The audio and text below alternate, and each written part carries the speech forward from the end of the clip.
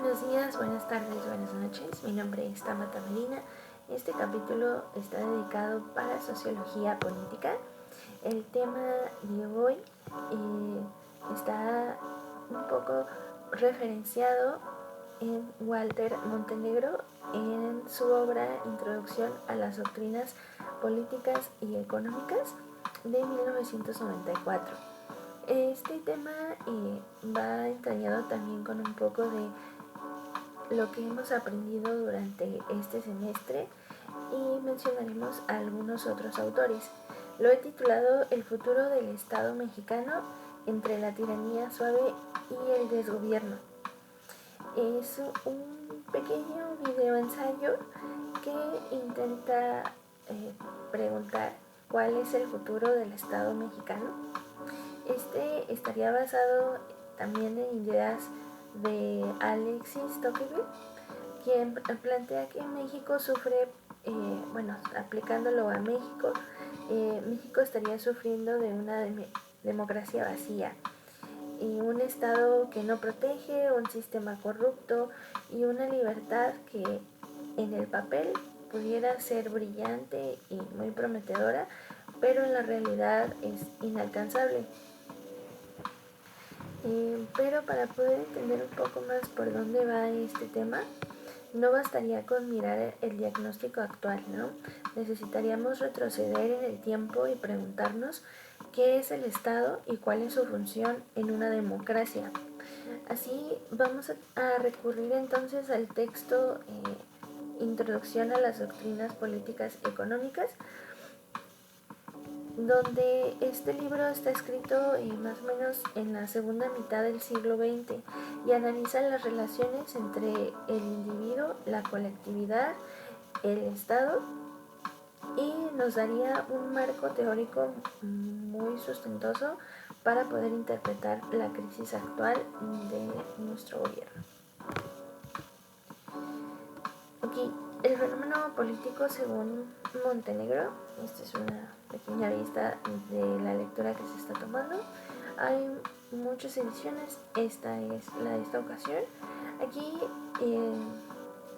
citando un poco, Montenegro parte de la idea esencial de que toda doctrina política se defiende por equilibrar tres elementos, que sería el individuo, la colectividad y el Estado. Y en las democracias liberales el individuo es el centro en sí mismo, ¿no? El Estado existe para proteger los derechos que son inalienables, ¿no? Pero pues la vida, la libertad y la propiedad.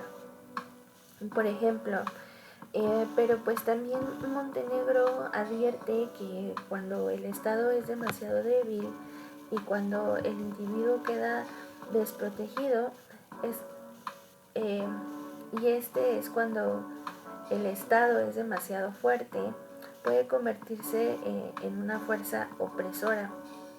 Y cito tal cual, el individuo empieza aceptando por necesidad del imperio de la autoridad, pero invariablemente acaba por rebelarse contra la misma. Esto quiere decir que la tensión entre la necesidad del orden y el deseo de libertad es justo lo que Tocqueville también llama la tiranía suave, por un lado, y el desgobierno por otro.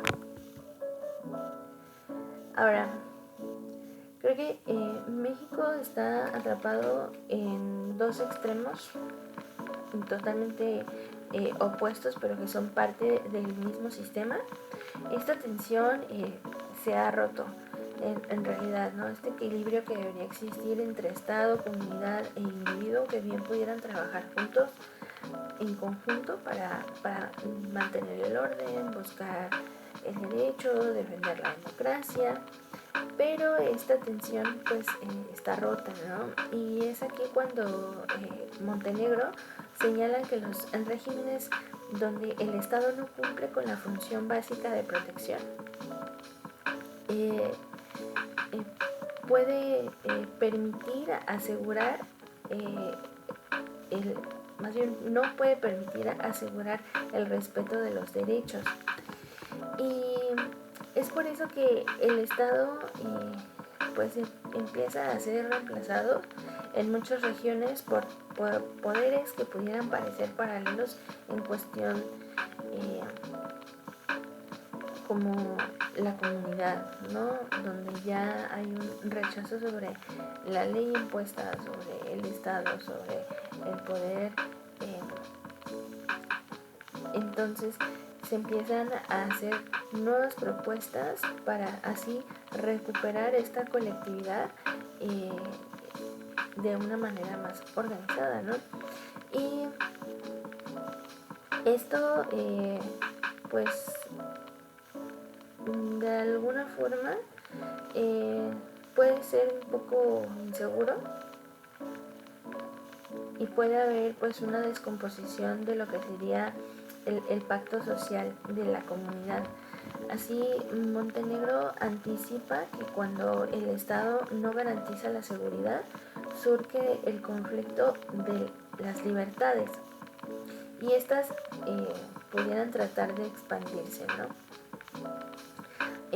Mejor dicho, la ley del más fuerte, en pocas palabras.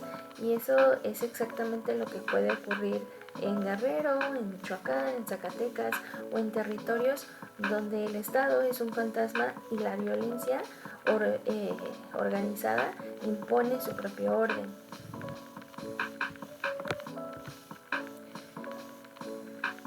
Ahora, aquí una cita textual, la única propiedad respetable es la que cumple con la función social. Hablaremos entonces de la desigualdad y la corrupción, donde pues esto ha generado de alguna forma un fracaso del contrato social. En Montenegro dedica parte de su análisis a lo que es el colectivismo y el socialismo, pero incluso desde una perspectiva liberal hay una crítica profunda a la desigualdad extrema. Y él señala que los sistemas donde prima el individuo, la propiedad privada se protege, pero también advierte que cuando esta protección se convierte en privilegio para algunos pocos, el sistema se puede corromper. Entonces, en México la corrupción y la impunidad ha creado una desigualdad artificial, ¿no? En términos de Tocqueville, y un sistema que en vez de garantizar los derechos, los vende al mejor postor. Entonces, sin justicia, pues no hay democracia, diría Montenegro. Y sin igualdad ante la ley, el Estado se convierte en el cómplice de los poderosos. Y aquí es donde pues se conecta con esta advertencia que decía Montenegro sobre el intervencionismo estatal, donde a veces el Estado interviene para no regular, sino más bien para beneficiarse de estos grupos de interés. Okay. Ahora, una gran pregunta, ¿no? Después de esto, señalar lo que muchos se conocen, pero en términos más sociológicos, ¿hay un futuro en México? O sea, ¿y cuál sería este futuro? ¿Y qué pasaría con la lucha por la soberanía popular? ¿No? Situando textual, la democracia presupone la igualdad de los hombres y su derecho igualitario al ejercer soberanía popular. Montenegro cree que el fenómeno político pudiera ser dinámico. Los sistemas cambian evolucionando y se reinventan a sí mismos. Y en la historia del Estado, pues en sí no ha concluido.